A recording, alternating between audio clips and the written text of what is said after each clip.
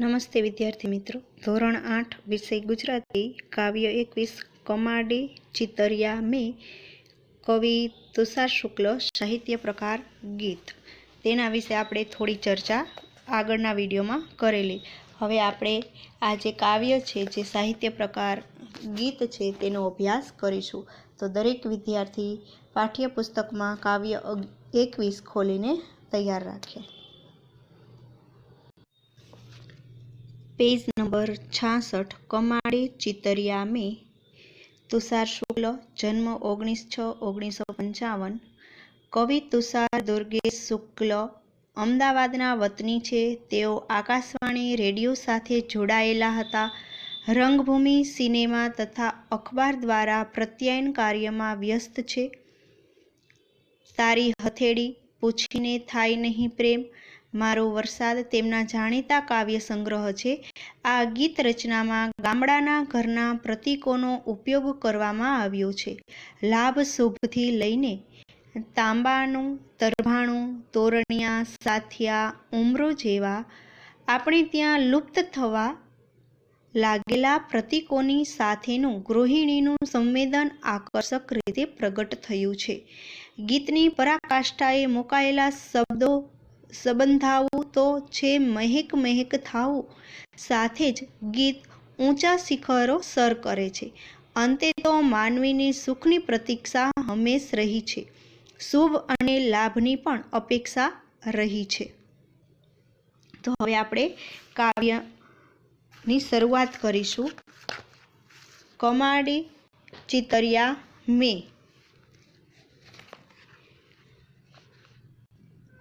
લાભ અને શુભ અને આલેખ્યા શ્રી સવા પાને.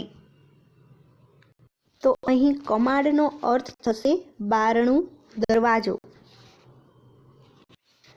કમાડે ચિતરિયા મેં લાભ અને શુભ. કમાડનો અર્થ થશે બારણું અથવા દરવાજો અને ચિતરિયાનો અર્થ થશે દોરિયા. લાભ શુભ તો બંને માંગલિક શબ્દ છે. આલેખ્યા શ્રી સવા પાને. આલેખવું એટલે કે રેખાઓની અથવા તો શબ્દોથી વર્ણવવું. આલેખવું એટલે કે શબ્દથી વર્ણવવું. શ્રી સવા એટલે બધું સવાયું થાવું, એ ભાવના વ્યક્ત કરતો આંક. શ્રી સવા એટલે બધું સવાયું થાય. સુખ આવશે અમારે સરનામે. આ પ્રથમ 3 પંક્તિ છે કે કમાડે ચિતરિયા મેં લાભ અને શુભ અને આલેખ્યા શ્રી સવા પાને, સુખ આવશે અમારે સરનામે. તો અહીં કવિ કહે છે કે મેં ઘરના બારણા પર લાભ અને શુભ એ 2 માંગલિક શબ્દો ચિતર્યા છે. મેં ઘરના બારણા પર, કમાડ એટલે લાભ અને શુભ એ માંગલિક શબ્દો ચિતર્યા છે, દોર્યા છે અને પાના પર શ્રી સવા લખ્યું છે. હવે અમારા જીવનમાં સુખ આવશે. સુખ આવશે અમારે સરનામે એટલે કે હવે અમારા જીવનમાં સુખ આવશે. કે ઘરના બારણા ઉપર શુભ લાભ એવા માંગલિક શબ્દો લખ્યા છે, દોર્યા છે અને પાના પર શ્રી સવા લખ્યું છે. હવે અમારા જીવનમાં સુખ આવશે. ત્યાર પછીની પંક્તિઓ છે. તાંબાના તરભાણે કંકુ લીધું. તરભાણું એટલે તાંબાની તાસક. તાંબાના તરભાણે કંકુ લીધું ને એમાં આચમનની પાણીની ઢોળી. આચમનીનો અર્થ થશે આચમન કરવા માટેની તાંબાની ચમચી. આચમની એટલે આચમન કરવા માટેની તાંબાની ચમચી. જમણા તે હાથ તણી આંગળીએ હેત દઈ. હળવે હળવેથી રહી ઘોડી. ઘોડી એટલે ઓગાળવું. હળવે હળવેથી રહી ઘોડી એટલે કે ઓગાળીને.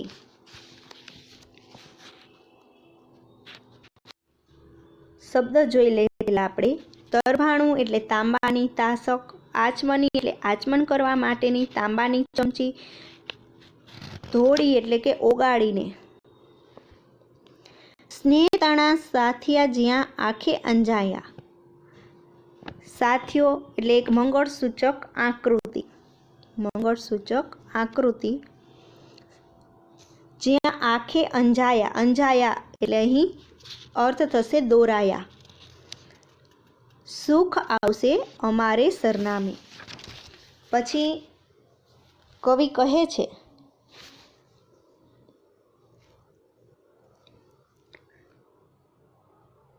અહીંથી લઈને તાંબાના તરભાણે કંકુ લીધું, અહીંથી શરૂઆત કરીને સુખ આવશે અમારા સરનામે. આટલું સમજાવે છે કે તાંબાના તરભાણામાં કંકુ પાથર્યું અને એમાં આચમનીથી પાણી ઉમેર્યું.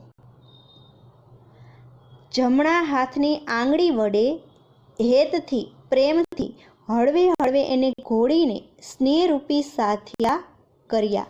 જે સાથિય છે એ આ પ્રકારનું હોય.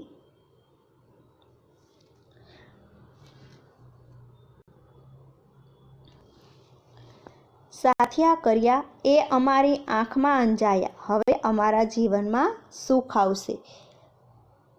અહીં કવિ કહે છે કે તાંબાના તરભાણામાં કંકુ પાથર્યું અને એમાં આચમનીથી પાણી ઉમેર્યું. જમણા હાથની આંગળી વડે હેતથી હળવે હળવે રહી ઘોળી એટલે ધીમે ધીમે હળવે હાથે ઘોળીને સ્નેહરૂપી સાથિયા કર્યા છે. જ્યાં આંખે અંજાયા એ અમારી આંખમાં અંજાયા છે. હવે અમારા જીવનમાં સુખ આવશે. ત્યાર પછીની પંક્તિમાં કવિ કહે છે અવસરના તોરણિયા લીલું હશે ને કહે હૈયામાં હેત ભરી આવો. લાખેણી લાગણીઓ લહેરાતી જાય, કહે લૂંટી લ્યો વહાલ ભર્યો લાહવો. કહે લૂંટી લ્યો વહાલ ભર્યો લાહવો.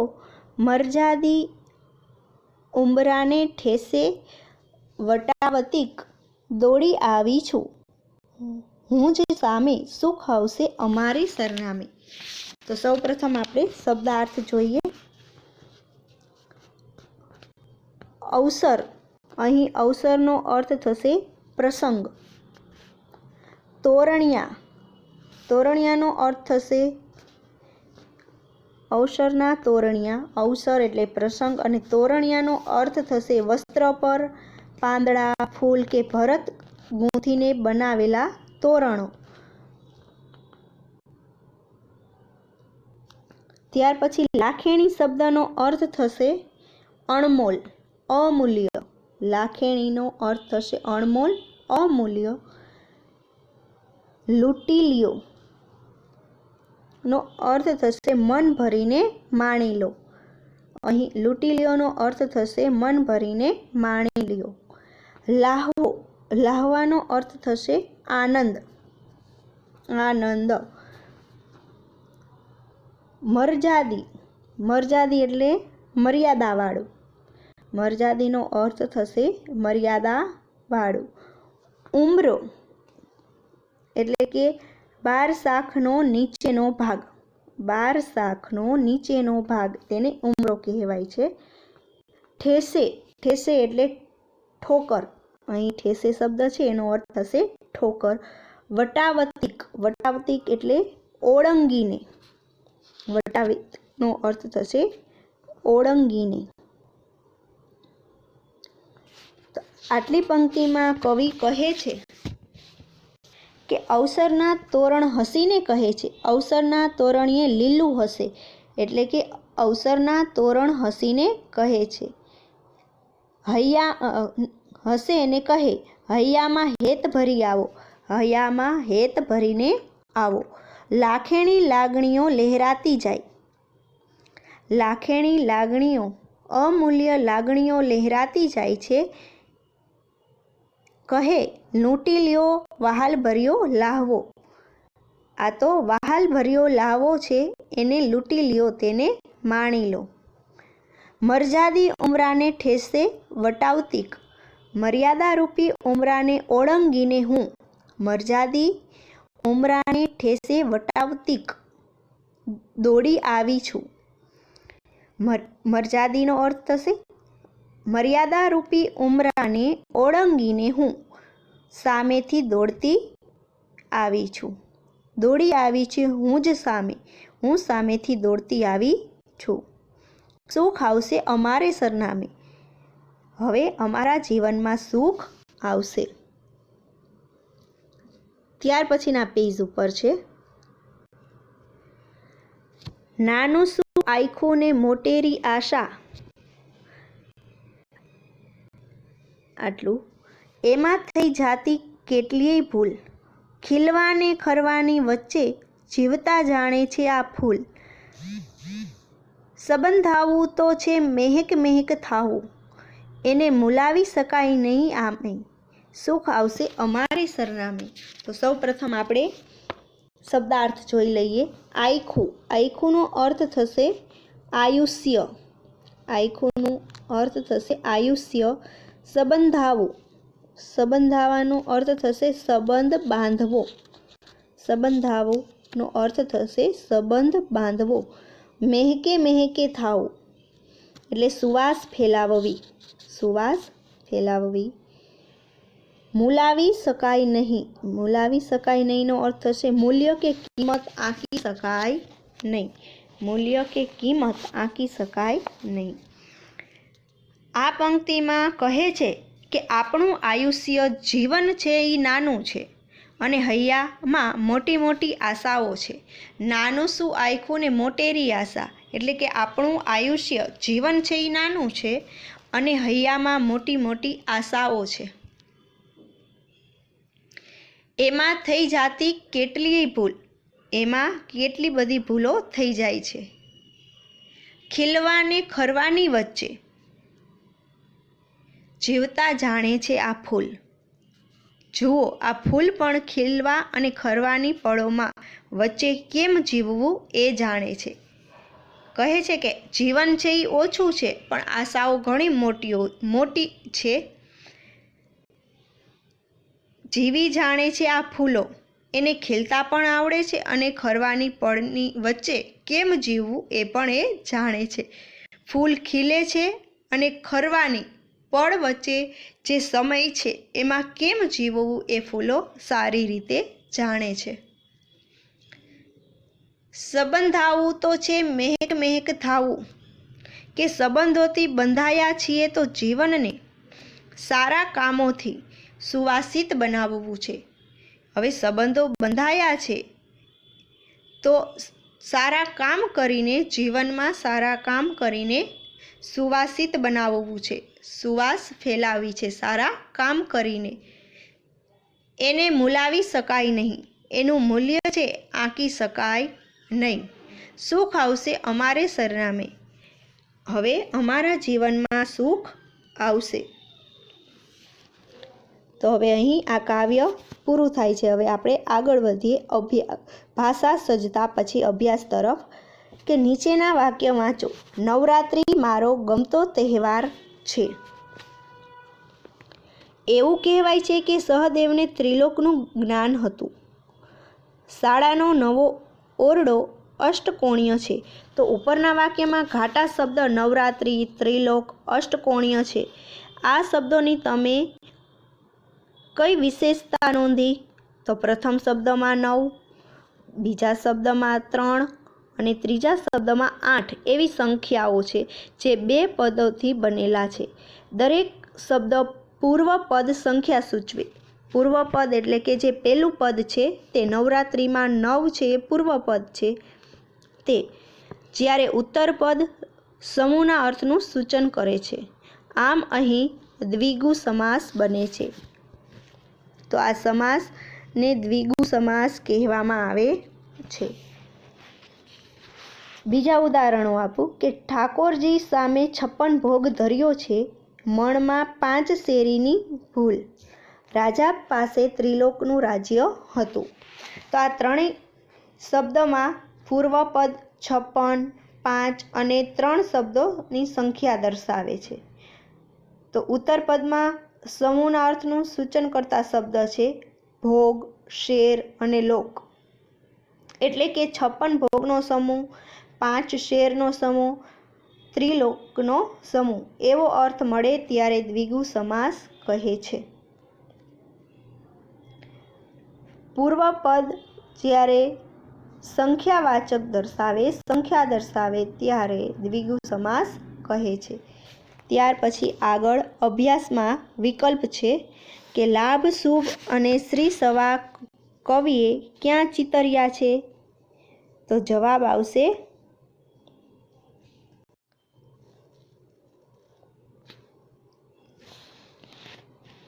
કમાડ ઉપર. જવાબ આવશે કમાડ ઉપર. બીજું છે સ્નેહના સાથિયા ક્યાં અંજાયા છે? તો તેનો જવાબ આવશે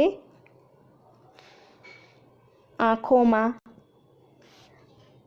ત્રીજો વિકલ્પ કમાડે ચિતર્યા મેં કાવ્યના કવિનું નામ જણાવો. તો તેનો જવાબ આવશે તુષાર શુક્લ. પ્રશ્ન નંબર 2 કે નીચેના દરેક પ્રશ્નોનો એક એક વાક્યમાં ઉત્તર આપો. પેલું છે કે કવિના મતે શું મૂલવી શકાય તેમ નથી?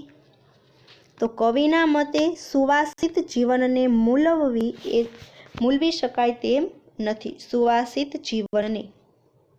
બીજો પ્રશ્ન છે કે કવિએ તરભાણામાં શું લીધું? તો કવિએ તરભાણામાં કંકુ લીધું. કવિ કોને મર્યાદી કહે છે? તો પ્રશ્ન નંબર 3નો જવાબ આવશે કે કવિ ઉંબરાને મર્યાદી કહે છે. ચોથો પ્રશ્ન છે આ કાવ્યને અન્ય કોઈ શીર્ષક આપો. તો આ કાવ્યને અન્ય શીર્ષક આપી શકાય અવસરના તોરણિયા. અવસરના તોરણિયા. ત્યાર પછી પ્રશ્ન નંબર 3 છે કે પ્રશ્નના ઉત્તર આપો. તો કવિએ કમાડે શું શું ચિતર્યું છે અને શા માટે? તો તેનો જવાબ આવશે કવિએ કમાડે લાભ અને શુભ શબ્દો ચિતર્યા છે અને શ્રી સવા લખ્યું છે. કારણ કે કવિ માને છે કે ઘરના કમાડ પર આવા માંગલિક શબ્દો ચિતર્યા હોય તો જીવનમાં એ સરનામે સુખ જરૂર આવશે. બીજો પ્રશ્ન છે અવસરના તોરણિયા દ્વારા કવિ શું કહે છે? અવસરના તોરણિયા દ્વારા કવિ કહે છે કે અવસરના તોરણિયા હસીને કહે છે કે તમે હૈયામાં હેત ભરીને આવો. અહીં લાખેણી લાગણીઓ સદાય લહેરાતી હોય છે. આવો વહાલભર્યો લાહો તમારા જીવનમાં આવ્યો છે તો તમારાથી એનો આનંદ જેટલો લૂંટાય એટલો લૂંટી લો. એવું કવિ કહે છે. ઉમરાને કેવો કહ્યો છે અને શા માટે? તો ઉમરાને મર્યાદી કહ્યો છે કારણ કે ગૃહિણી ઉમરાને ઓળંગીને દોડી આવી છે. એને વિશ્વાસ છે કે સુખ અમારે સરનામે જરૂર આવશે. ત્યાર પછી પ્રશ્ન નંબર 4 કે સુખ આવશે અમારે સરનામે માટે તમે કવિની જેમ બીજું શું શું કરી શકો છો તે કહો.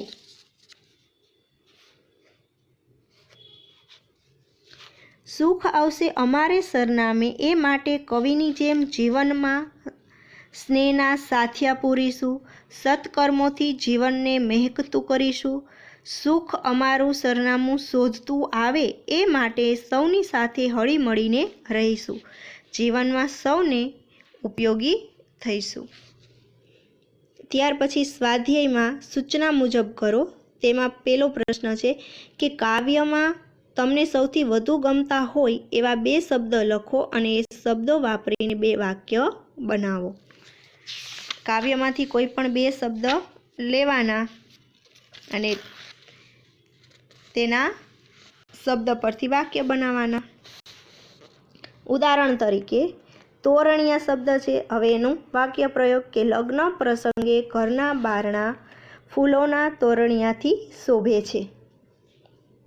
ત્યાર પછી છે કે નીચે આપવામાં આવેલા ઉદાહરણ મુજબ બીજા 5 શબ્દો અંતાક્ષરીની રીતે લખો। અહીં ઉદાહરણ આપેલું છે કે અવસર, તો છેલ્લો ર આવ્યો તો એની ઉપરથી શબ્દ બનાવવાનો રમત, રમતમાં ત છેલ્લો આવ્યો તો ત ઉપરથી તડકો, કો ઉપરથી કોયલ અને લ ઉપરથી લખોટી, આવા શબ્દ બનાવવાના છે। સાથિયા શબ્દ છે સાથિયા, તો યા ઉપરથી યાચના, પછી છેલ્લો ના આવ્યો એટલે નાગર, નાગરમાં ર આવ્યો એટલે રમકડું અને રમકડામાં ડુ આવ્યો રમકડું તો ડુંગર, આ રીતે। ત્યાર પછી નીચેના શબ્દોના વાક્યમાં પ્રયોગ કરો। પહેલો શબ્દ છે તરભાણું, તો પૂજા કરતી વખતે માએ તાંબાના તરભાણામાં કંકુ ઘોળ્યું। અવસર, તો લગ્નના મંગળ અવસર પર કન્યા ઘરચોળું પહેરીને મંડપમાં આવી। આયખું, તો માજીએ લોકોના દરણા દળીને આયખું વિતાવ્યું। સરનામું, તો સરનામું બરાબર હોય તો ઘર શોધવામાં વાર ન લાગે। સાથિયા, દિવાળીમાં ઘર આંગણે સાથિયા પૂરવામાં આવે છે। ઉમરો, તો ભારતીય નારી પોતાના કુળના ઉમરાની મર્યાદા ક્યારેય ઓળંગતી નથી। હવે ઉદાહરણ મુજબ બનાવવાનું છે। લાભ, લાભાલાભ, લાભદાયી, લાભકારી અને લાભપ્રદ। એ જ રીતે શુભમાંથી શુભાશુભ, શુભદાયી, શુભકારી અને શુભપ્રદ। ત્યાર પછી પ્રશ્ન નંબર 3 છે કે નીચે ખાલી જગ્યાઓ ઉદાહરણ મુજબ પૂર્ણ કરો। ગુડી પડવો, ભાઈ બીજ, તો અહીં તમારે લખવાનું ભાઈ બીજ। ગણેશ ચોથ, જ્યાં ખાલી જગ્યા છે અહીંયા પૂરી કરવાની, ગણેશ ચોથ। નામ આપેલા છે તહેવારોના। લાભ પાંચમ, પાંચમ તો લાભ પાંચમ। છઠ, તો રાંધણ છઠ।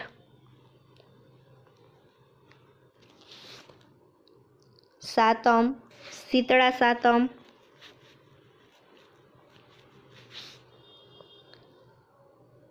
આઠમ, તો ગોકુળ આઠમ,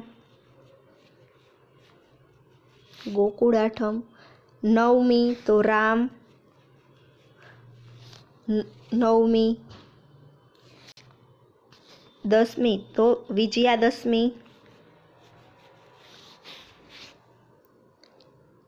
11, તો દેવપોઢી 11,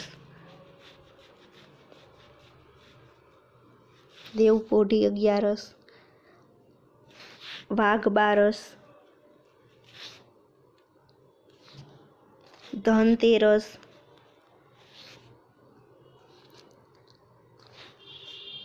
કાળી ચૌદસ, શરદ પૂનમ।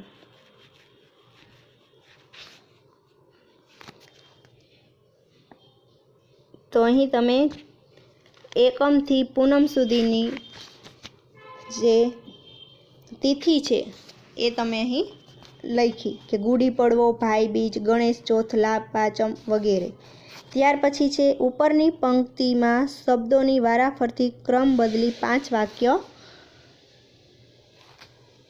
ફરીથી લખો। સુખ આવશે અમારે સરનામે, તો આને વાક્ય બદલીને લખવાનું। પહેલું આવશે અમારે સરનામે સુખ આવશે, વાક્ય બદલાઈ ગયું। પછી બીજું આવશે આવશે અમારે સરનામે સુખ। ત્રીજું, આ જે શબ્દ વાક્ય છે એને જ આડાઅવળો કરવાના છે। સરનામે આવશે અમારે સુખ। ચોથું આવશે સુખ આવશે અમારે સરનામે, આવશે સુખ અમારે સરનામે।